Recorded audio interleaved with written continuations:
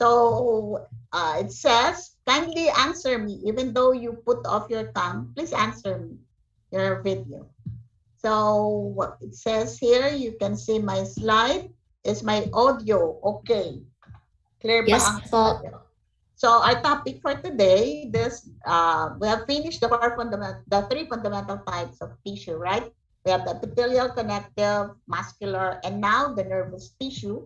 And together with that is the nervous system in totality, because you're going to take up your individual or different topics in midterms and finals. This is just an introduction, okay? So you're going to finish. You have finished or not yet? Your lecture in the development. Have you finished the development of the nervous system? Not yet.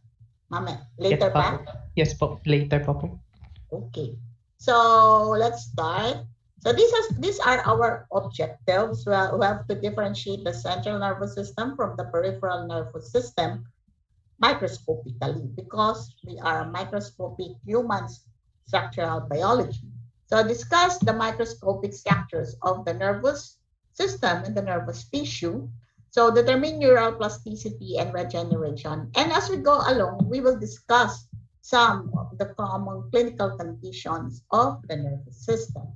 So anatomically, there are two subdivisions. We have the central nervous system, and the other one is the peripheral nervous system. So how would you know? Inside the cranium and the spinal cord or the spinal column or the vertebra, then that is those organs that are found there are the central nervous system. What are those? The brain. The brain is the organ, but there are different structures. We have the cerebrum, the cerebellum, the midbrain, etc. And the peripheral nerves, they are outside the cranium and the vertebra. So what are those? We have these cranial nerves. How many pairs of cranial nerves you have learned? 12 po. Wow. Okay, how about the spinal? How many? There are, for adult, there are 31 but 33 in children. So peripheral naman, peripheral nerves, those are found in, what have you learned? In the skin.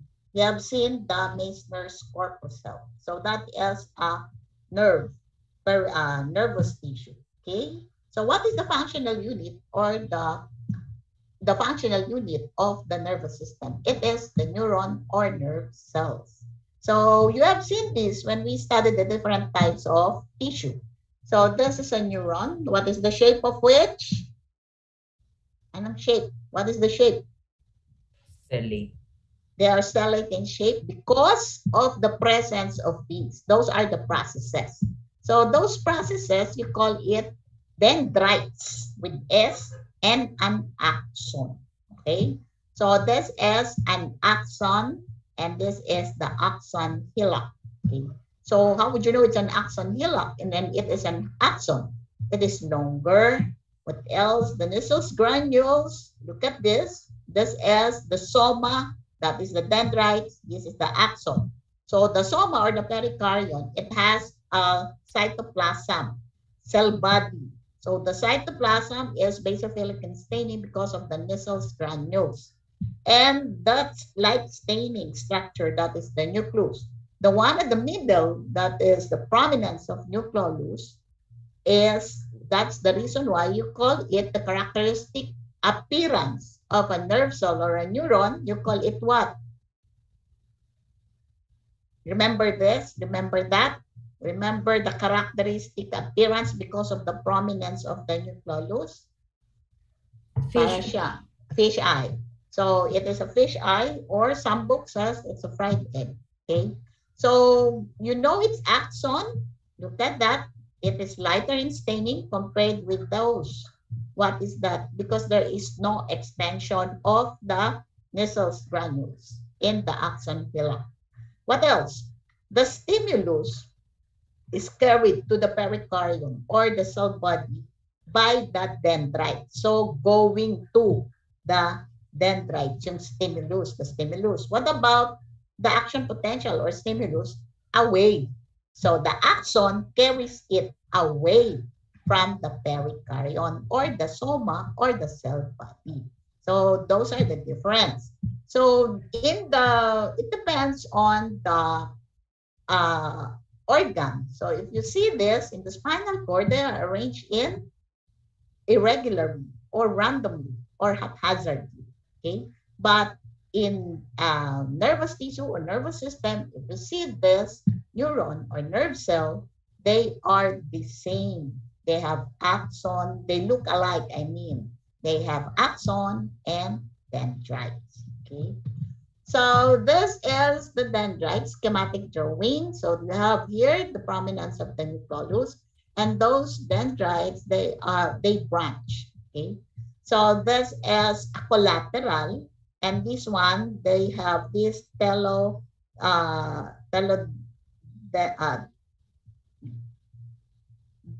are the telodendrites. Okay, so it has this is another neuron. And this one, that one, may branch. Ito, it has this part. Okay? So, ito po, yung axon. What is axon? Yung axon, you know it's an axon. You have an idea it's an axon because it has a myelin sheath. Though there are nerves that has no myelin sheath. So, this myelin sheath, it is composed of fats, lipids. So in HNE, you don't see a staining. Okay? So ito po, this is the axon with a myelin sheath. The dendrites has no myelin sheath and it has branches. Okay? So this one, that's axon hillock, and we have this axoplasm. Why? Because there is an extension of the organelles in the axon. What are those extensions? What are those organelles found there? Mostly, it's mitochondria. Why po? Because of its function. What is that function? Its function, this axon, especially the motor neurons, they are found in your myoneural junction. Remember that when you studied the muscles. So in order for the muscle to contract, you have this synapses. So this axon, so the parts, remember, just to recall, we have the presynaptic, the synaptic cleft, and the postsynaptic.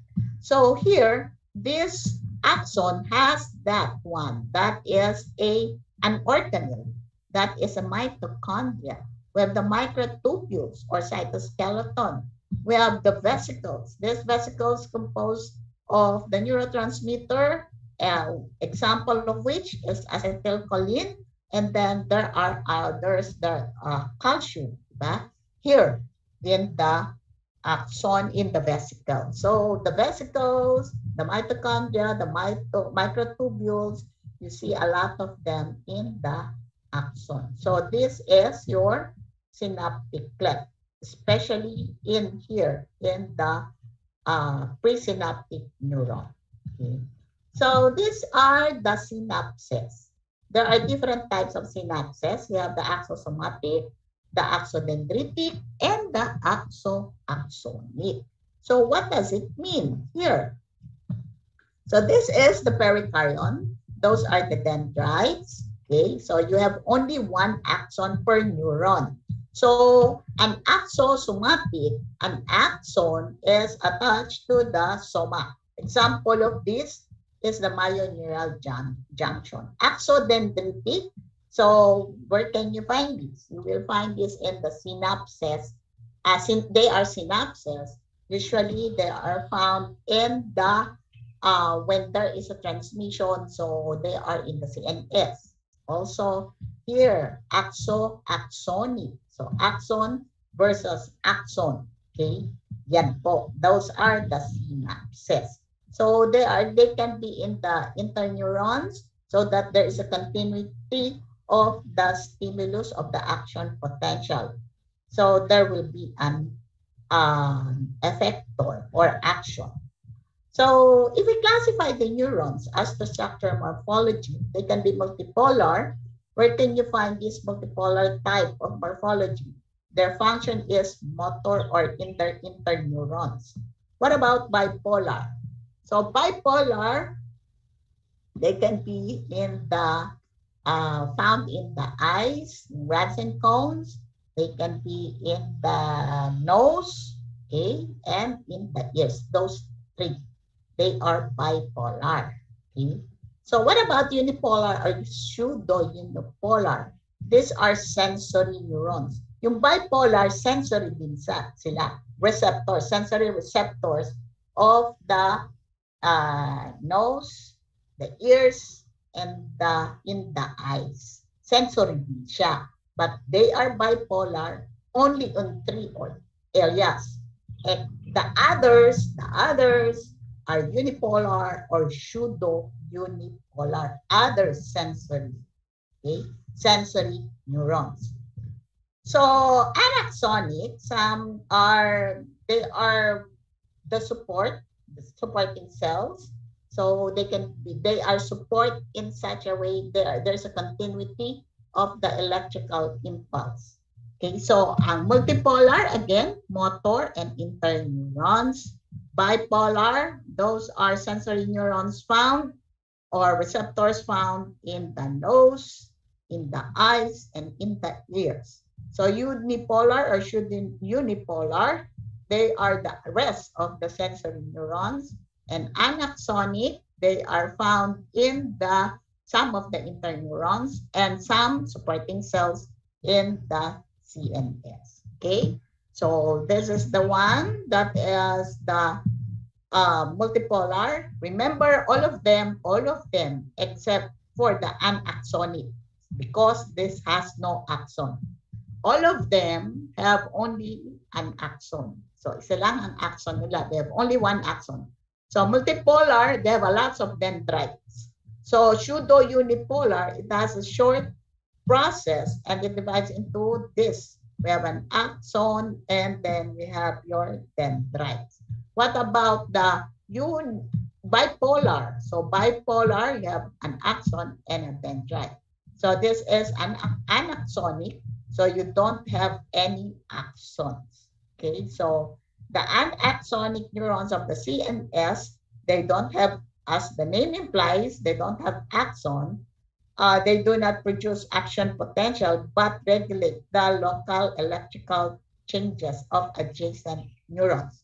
If you have heard of EEG, so yung merong ECG, the one that measures the electrical charges in the heart, we have also the EEG, the one that measures the electroencephalogram, that measures the electrical charges in the brain. So this one, all of them, helps in the electrical charges, the action potential. And this is the basis of your, if you have heard of seizure disorder, sometimes it is localized and become generalized. Okay, so it starts in an area and then it propagates to other areas. That's why it becomes generalized. So that is the functional unit, the neuron or the nerve cells. And now we go to these glial cells. What are glial cells? They are supporting cells. So these are the origin. You will learn in details later.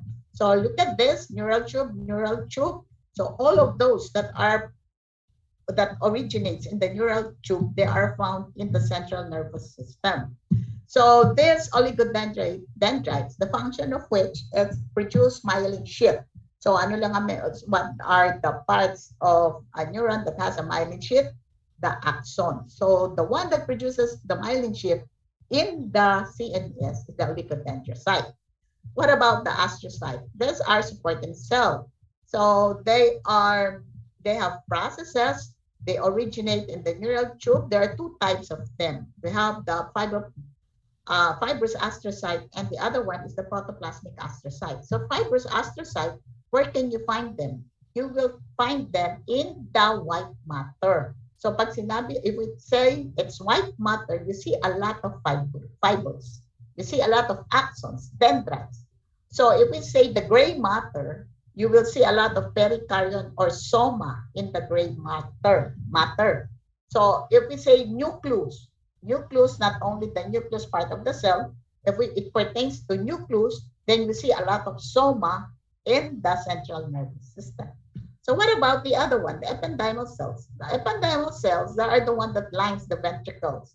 So the spaces that has those CSF, cerebrospinal fluid, in the CNS, you call it ventricles. Okay, so the choroid, they are the one that produces the CSF.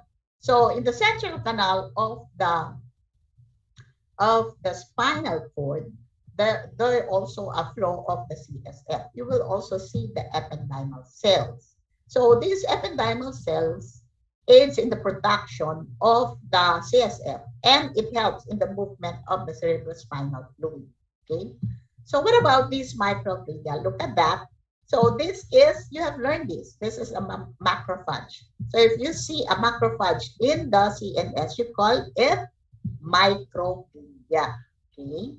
So where is the origin? The origin of which is in the bone marrow, because the immediate precursor is the monocyte. Remember, in the white leukocyte or white blood cells, they are non-functional inside the blood vessels. So in order for them to be functional, they should go to the tissue. So if you see a microglia, that is also a monocyte.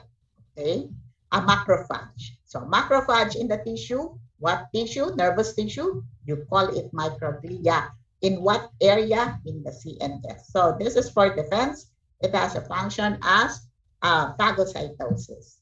So this one, Schwann cell, it has the same function as the oligodendrocyte. So look at this. If you find it in the periphery, then the origin of which is in the neural crest. So the Schwann cell produces myelin sheath, where? In the peripheral nerve. So what part of a neuron that has a myelin sheath? That is the axon. So in the peripheral nervous system, the Schwann cell produces the myelin sheath. There's satellite cells that are found in ganglia. So what is a ganglia? A ganglia is a group of soma or pericardium. So as I mentioned a while ago, that is the counterpart of nucleus in the central nervous system. So this ganglia it has a supporting cell or glial cell. You call it satellite cells. Okay, so where can you find it? In the periphery. So this is a schematic diagram. Just if you're going to look at it under the microscope, if you become a pathologist and you want to look at it, where can you find it? So the ependymal cell, you will find it in the spaces, in the ventricle. Where else? You will find it in the spinal canal, the central canal of the spinal cord, where the CSF flows. So this is the ependymal cell. What about this one? This is an astrocyte. So you find it in the white matter, you call it fibrous astrocyte. If you find it in the gray matter, you call it what? Protoplasmic astrocyte. So it has many fibers. Okay? So this one, those processes. Okay? So this one, it acts because of that function. You will see it on the other side. Those 1, 2, 3, 4, 5. One of its function, it is a blood-brain barrier. So you will see this. It helps, it is attached to the soma and also in this blood vessel.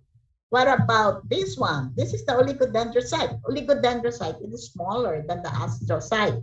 And this is the one that produces the myelin sheath. So where can you find it? You will find it near this axon.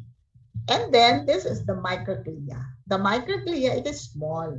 And where can you find it? In the tissue. Okay, you will not find it inside or near the blood vessel. So more of in the parenchyma. So you can read those functions. I have uploaded it already in your Moodle. It is already there. Okay. So this is in HNP, hematoxylin and eosin. So some of the ependymal cells, not all. It depends on the area. Usually in the spinal cord, they are ciliated.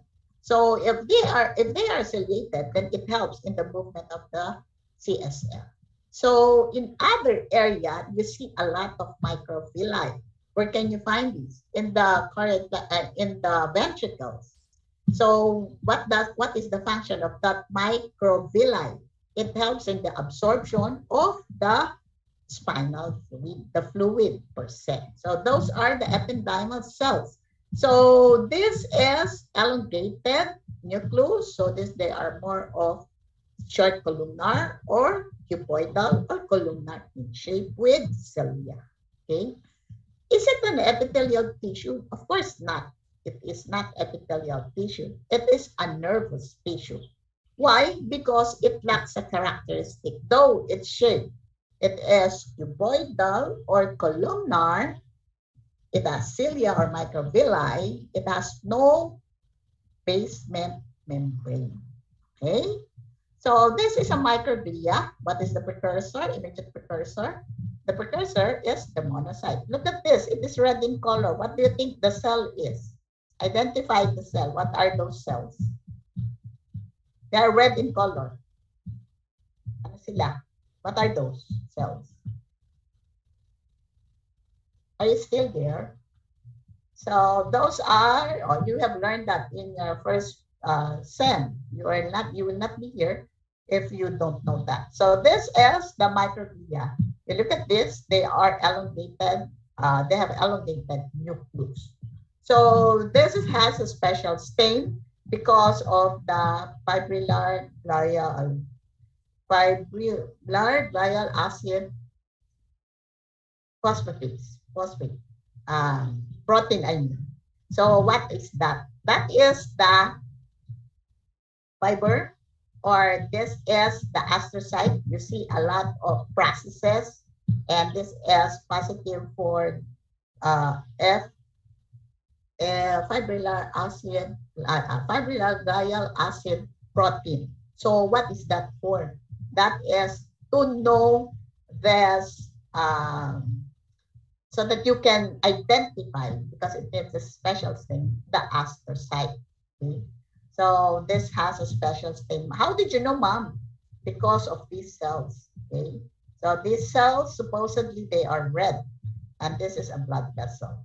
So these are oligodendrocytes. They are smaller, round, compact nucleus. Where can you find them? You will find them more near the axon.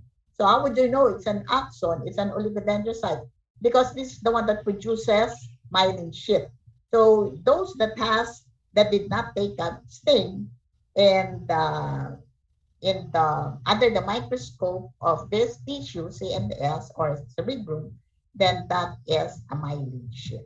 Okay, so those are the glial cells.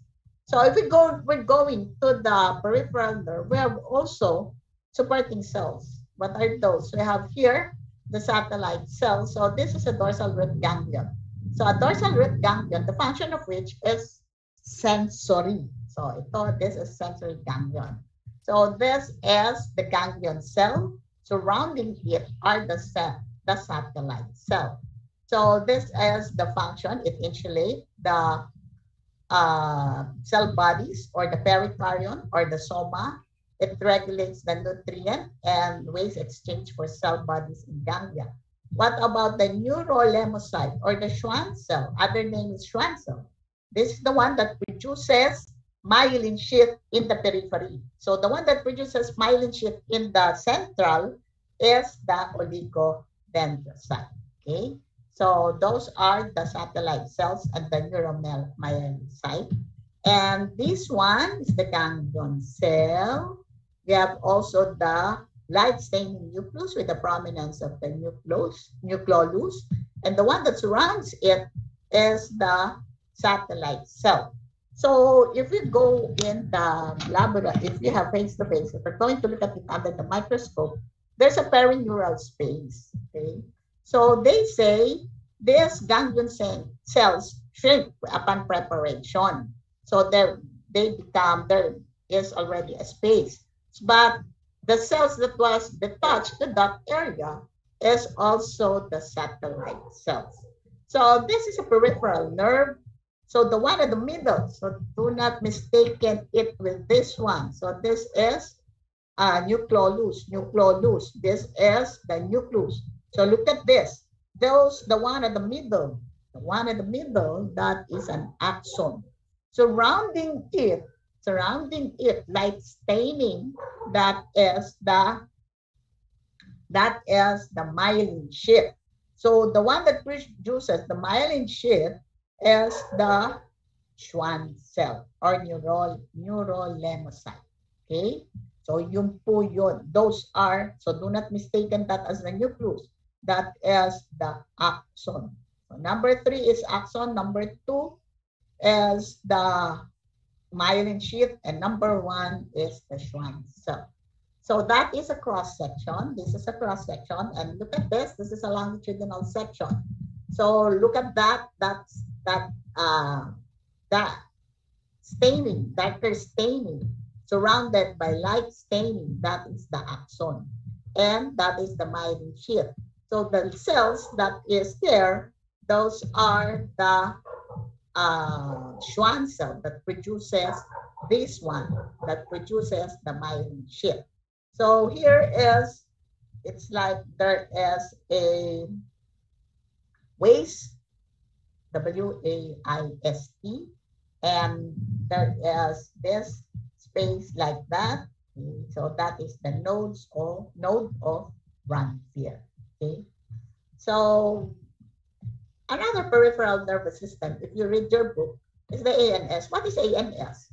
The answer, it is autonomic nervous system, considered also as a peripheral nerve, and usually they are motor in function. They can be divided into two. They can be sympathetic or parasympathetic. So why is it called the thoracolumbar, and the other one is the craniosacral? Thoracolumbar, because the spinal nerves, the supply came from the thorax and the lumbar area. So this function is fight or flight, and the other one is fit or breathe. So sacral lumbar, craniosacral, craniosacral. So the nerve supply came from the cranial area and the sacral area. So this is the organization. So if we have stimulus, so you get the stimulus, then the sensory input, ascending pathway, afferent. Okay? So it will be integrated as center. So where is the integration? They can be in the cerebellum, or in the spinal cord. So after integration, interpretation, then action. So this is connected by the interneuron. So after integration, we have a motor output. So this is efferent, what else? Or descending pathway. So where will it end? It will end in the skeletal muscle or in the glands. Okay. So for example, but there are others that did not go to integration. Example, reflexes. If you hold a hot bottle or a hot cup, what do? You withdraw your hand, right? So you don't think, you don't think, am I hurt? Is it hot or is it cold? So for your protection, for the maintenance of homeostasis in the body, you right away remove your hand away from the danger. Okay, so those are the functional classification of the neurons. They can be sensory, afferent, receptors, like but the rods and cones. We also consider them as sensory. Okay, so this is ascending pathway, transmit impulses from sensory peripheral receptors to CNS. And the motor is descending. Okay, so the other one is association or interneurons. So they are only found in the CNS. Okay, so let's go to the different organs. So the different organs, we should know them. We should identify them as to their morphological, microscopic morphology. So this cerebral cortex. So the cerebrum, the organ is the cerebrum. We have the outer cortex and the middle medulla. So the outer cortex is the gray matter, and that cortex is composed of the parenchyma. So in the cerebral cortex, you will see 6 sublayers. They are ill-defined. You cannot delineate one from the other. So after the meninges, we have the plexiform layer, external granular, external pyramidal layer. Then we have the internal granular, internal pyramidal, polymorphic cells layer, and then the inner part, which is the cerebral medulla. So this cerebral medulla is composed of a white matter, and that white matter is composed of those fibers, the dendrites, the axons, and some glial cells. So you will see more of the soma here, the pericardium, the cell bodies. So if we're going to look at this schematic drawing, the pyramidal cells, they are increasing in size, okay? So this is the parenchyma or characteristic cell of the cerebral cortex. So you call it pyramidal cells of Betz or pyramidal cells. So if you see that, you know the layer, the region you are in is in the cerebral cortex, and you know the organ is the cerebrum. We will not ask for the sublayers, okay? So what is the significance of that sublayers? So the significance of that sublayers is that it depends on what area. For example, your patient had a stroke. If it is on the right or left hemisphere, or if it is in the area of somatic or sensory, main sensory area or main motor area. So one is thicker, white matter on the sublayer, and the other is thinner. Mom, what are you driving at? For those that have stroke, for example, wherein the main motor area is affected, there is also slight sensory deficit, okay? So you might think, so when you go to your small group discussion in the future, you might think that there are 2 problems, the motor and sensory, because there is sensory deficit. But their explanation is that there is in that area both, there is also a motor impulse, motor center in the sensory area, and the sensory area has motor.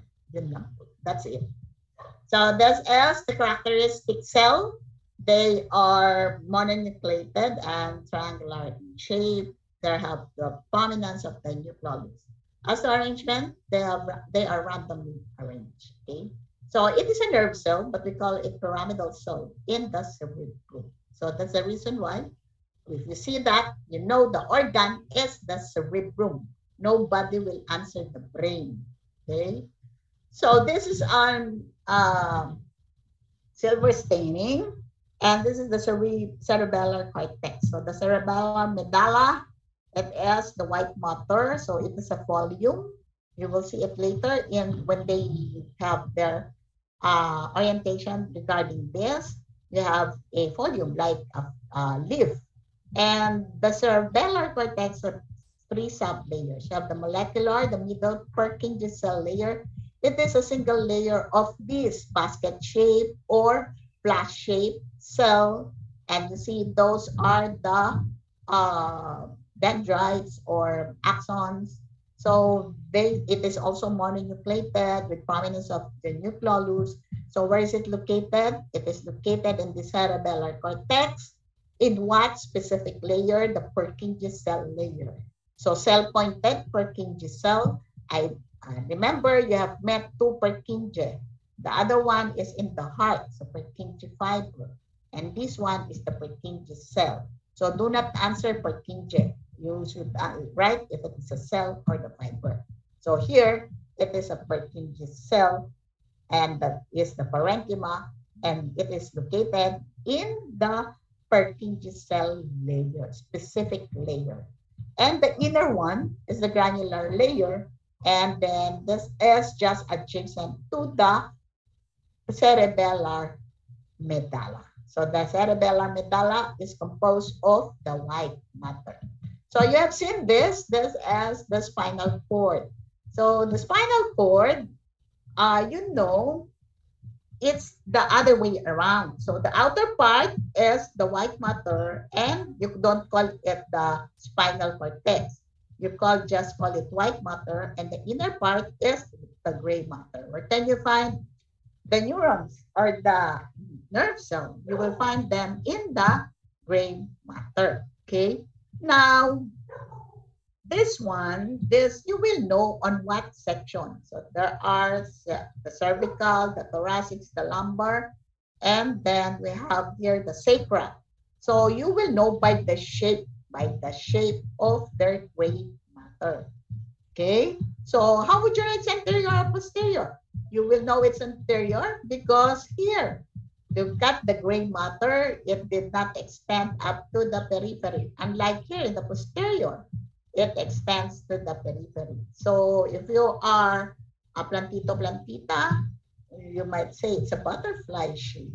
Some says it's H shape, okay? So you know that is anterior.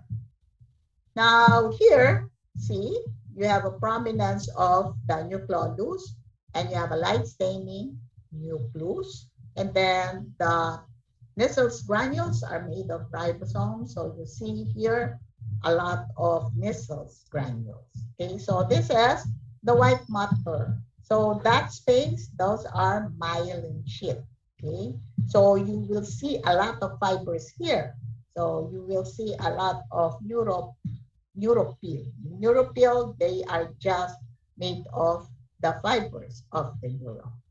So the coverings, the meninges, well, this is made of connective tissue, dense irregular connective tissue. From outermost, the dura mater. There are two parts.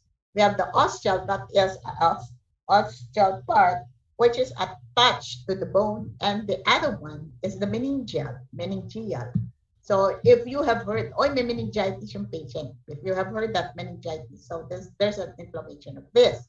So the the outermost meninge, the dura mater, it is thick, and then, as I mentioned, there are two parts. So another one going in, this is the parenchyma, this is the arachnoid. So the arachnoid, arachnia, like the spider web, okay? So they are thinner, but still connective tissue, this connective tissue. And the one attached to the parenchyma is the pia mater. How would you know it's a pia mater? It's made of collagen fibers, connective tissue. You see blood vessels. So that, and what else? It is nearest to the parenchyma, to the tissue, nervous tissue. So going out, pia, arachnoid, and dura. All of them are connective tissue. So this is a peripheral nerve organization. This is a bundle, another bundle. So this peripheral nerve, they are arranged in bundles or fascicles. So these bundles with S are covered by epineurium. So this is also a connective tissue. A bundle or a fascicle is covered by a perineurium, which is also a connective tissue. So the endoneurium, it covers the myelin sheath. So this is made of loose connective tissue. So a blood vessel that supplies a nerve, you call it nervi vasorum. Okay? I'm sorry, vasa nervorum. So the first one is the structure, vasa, and the second word, it is the one that what is it supplying. Okay? The other one, this one, in perineurium, this one supplies a nerve. So this is nervi nervorum. Okay, so a nerve that supplies a nerve is nervi nervorum. Usually dislocated in the perineurium. So a blood vessels that supplies a nerve, we call it vasa nervorum. So this is the longitudinal section. So that is an axon, nodes of Ranvier. that space did not take up any stain, is the what? Myelin sheath. So the one that covers the myelin sheath is a loose connective tissue that is an endoneurium. Okay? So this is a ganglion. That is a ganglion cell. So the organ in field, ganglion. Identified cell, pointed ganglion cell. So the one that supports it are the satellite cells. They are the one that surrounds this ganglion cell. And then this just to show you, these are nervous tissue. What nervous tissue have you come about? You have seen the myenteric plexus. What else? In the skin, for a while lang. In the skin, you call the Pacinian, and the other one is the Meissner's corpuscle. So how will you differentiate it from the other tissue? Look at this basophilic staining, and you see a lot of nucleus. So in this longitudinal, this is cross-section. So if you see this kind, then this is a nervous tissue. If you see this basophilic staining, a lot of tissue, a lot of nucleus, then those are the fibers, then this is a nervous tissue. That one is a myenteric plexus. Ma'am, why? Because it is in between smooth muscle and there. It is where I took it off. I took the picture from the tunica muscularis. You see a lot of smooth muscle cell. So in between the smooth muscle cell, you see basophilic staining, and you see a lot of nucleus without lumen, then that is a nervous tissue. Where else can you find this? You will also see this in the tunica adventitia. So this one, look at this. It is a whorl-like, a cut onion. So this is a Pacinian corpuscle. You see it is also basophilic staining, and you see a lot of nucleus. There is no lumen. So in a blood vessel, it has a lumen and blood in it. Here, you see a lot of nucleus, basophilic staining in H and E. Then this is what you call the nervous tissue, Pacinian corpuscle. Okay. So neuroplasticity, what is this? So this is in certain regions of CNS, especially the one near the ependyma, they retain rare neural stem and progenitor cells that allow some replacement of neurons throughout life. So before, when I was studying, they say this is a permanent cell.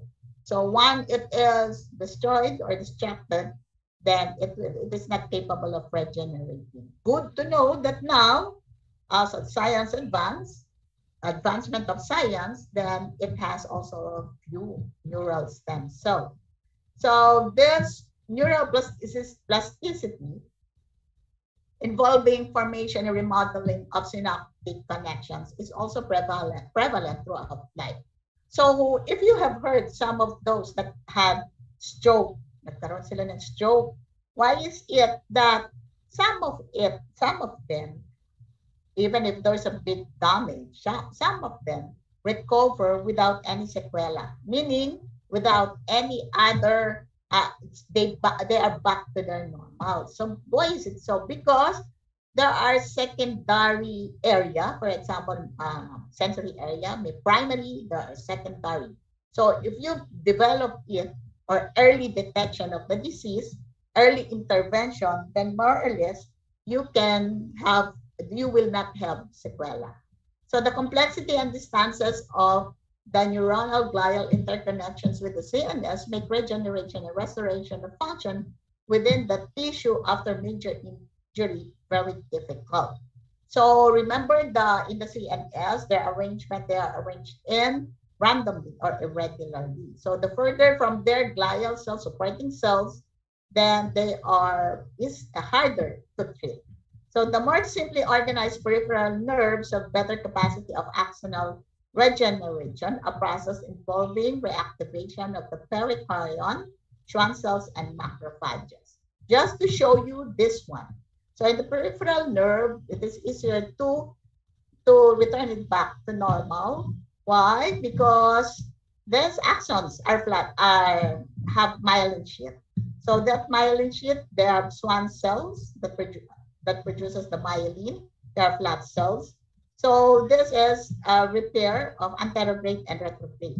So if the soma or periclyon is intact, so it helps in the regeneration of this axon. Okay? So the closer the intervention from the insult, the higher the chance that it will recover. So look at that, and after three months, it can be repaired. So it takes long. Okay? So this is an application. I took this in page 68, chapter 9, Deuteronomy 15th edition. So this is a special stain. I've shown you a while ago this one. This is an axon. And you see these are the fibers. Okay. So in astrocytoma. So astrocytes are found in different parts of the CNS. So they are derived from fibrous astrocytes. So meaning they are found in the white matter. So these are distinguished pathologically by their presence of glial, fibrillary, fibrils, acid protein. Okay, is this curable? Maybe yes, but you cannot operate on it because it's not a tumor. What is the problem? It's the astrocyte. Okay, and you know from this learning that those astrocytes, you can find them in different areas. So I think that is the last slide. Do you have any questions or clarifications? Meron po bang questions or